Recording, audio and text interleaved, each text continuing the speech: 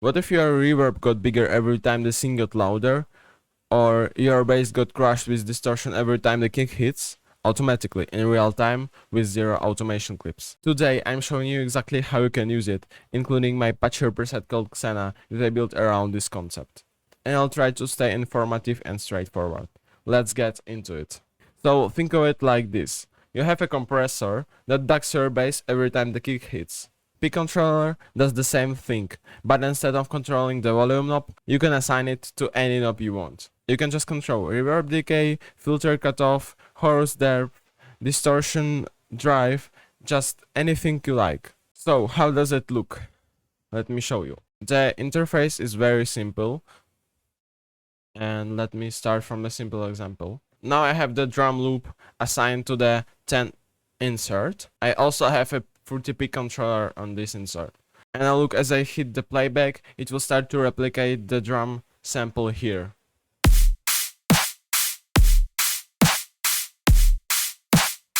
So, what I can control?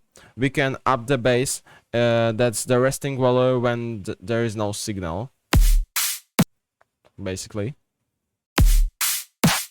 Then we can control the volume, that's how much the signal level affects the output.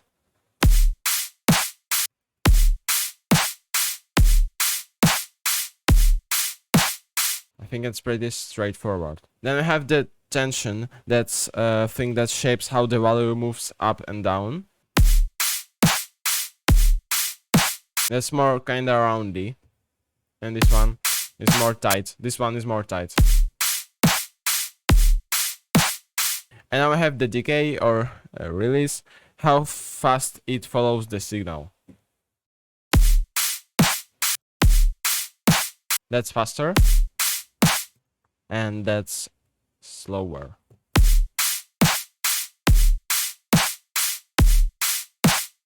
Then it also has LFO section where you have the bass.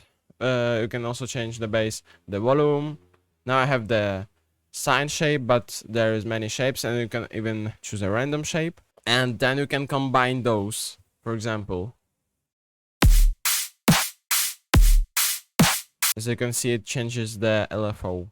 So I think this is really cool that you can use it. And before we get creative, let me actually show you how to set it up and the exact workflow so you can follow along.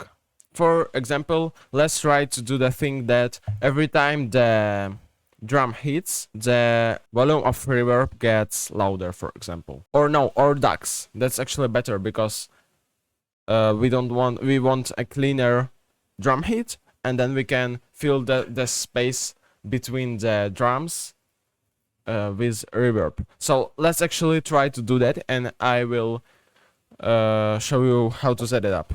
So the first thing, assign the drum loop or your drums to the one insert. So I'm using the 10th. Then add the fruity pick controller that you can find there. Now add the reverb which you like after the pick controller, like this one. And now when we play it, it will be really muddy, but we don't want that. So what we are doing is we want to control this wet knob. We want to do that thing. So how to do it? We need to assign it to our pick controller.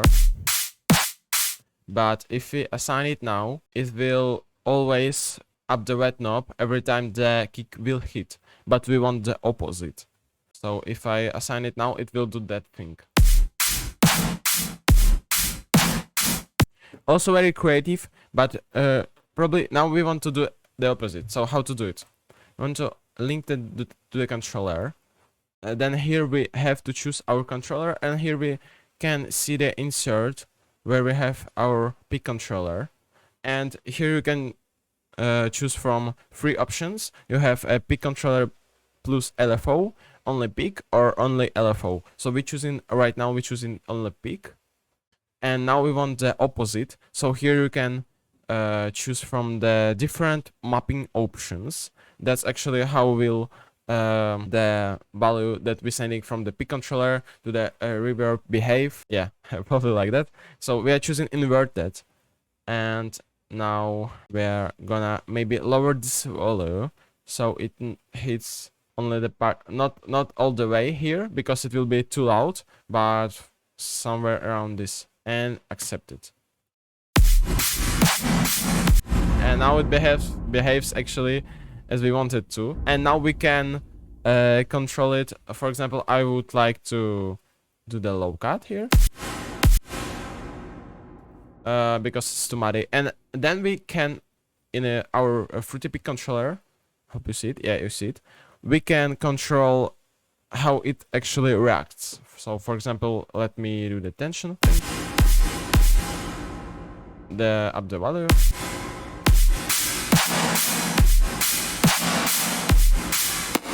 Then we can, for example, lower the decay.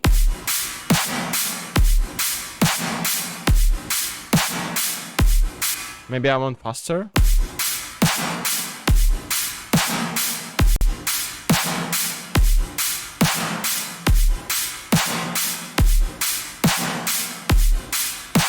Maybe even faster.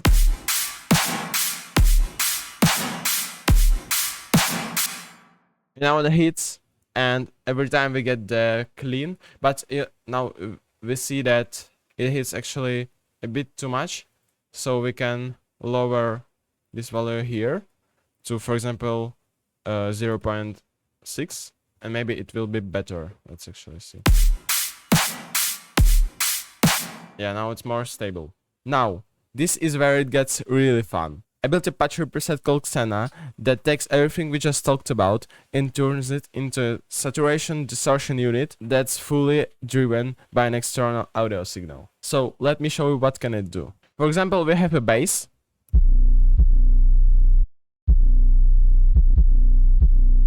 and we have a vocal. And now I wanna distort that vocal with my bass. So every time the bass hits, I wanna this vocal to go distorted. So let me actually do it. This is XENA. This is bypassed.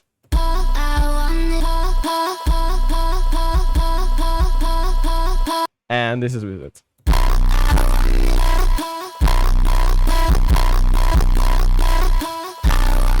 And we are actually not clipping here.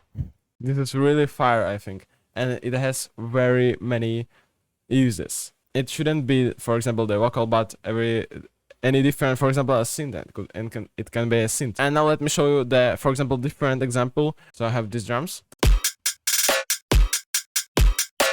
and this again bass, and now let me combine them. So guys, let me actually show you how to set it up. So the sound you want to distort, you're throwing on anywhere on insert you want, and then on the same insert you're throwing the XENA patch. Then on the insert by it, so the next, for example, the 12, you assigning the sound you want to distort that sound on this insert, because you are distorting this vocal with this bass. So the bass is playing here. Yeah, turn it off. The bass is playing on this insert, and the vocal is playing on this insert. The bass should be, so it should be routed here with without the volume, and here with normally with 0 dB. 100%. And then here we are tuning up the XENA, and now it should start working. So if I play it together, this is the basic preset. You already hear it's distorting a bit, and then you can already play with the knobs. So this how much you want to distort. You're making up the distorting sounds. So how much you want to distort actually the vocal. This is the clean sound. This is actually your vocal. Like that, you can turn it off all. Defaultly it's right there. And then you turn up the distorting sound.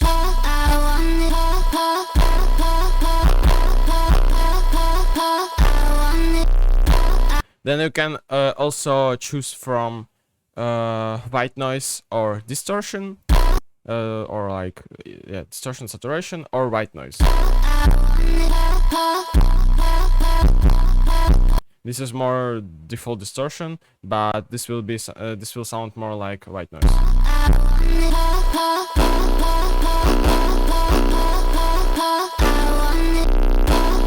Or you can combine them. Then you can also high pass the distorted sound, so this vocal in this example. And now you hear only the bass which is playing right here, because it's sent it to the master.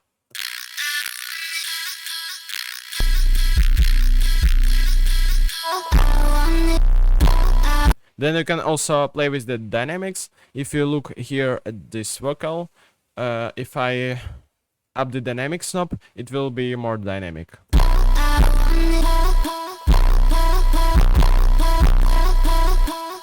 So for example, those moments when the bass isn't playing, the vocal gets slightly quieter.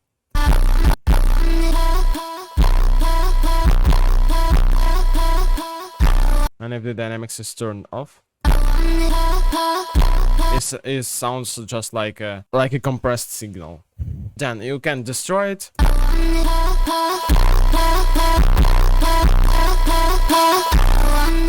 And then you can actually change the decay and the tension of the distortion automation. So the decay this way is faster, this way is slower. So for example, if I turn it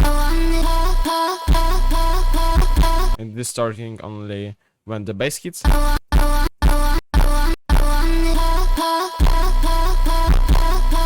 So only those attack moments. And gets normal. And if I lower the decay, it will be distorted for a longer time. I think it's pretty straightforward. Then you can also change the tension. So if you want to do to make it tighter to the left or more rounder to the right.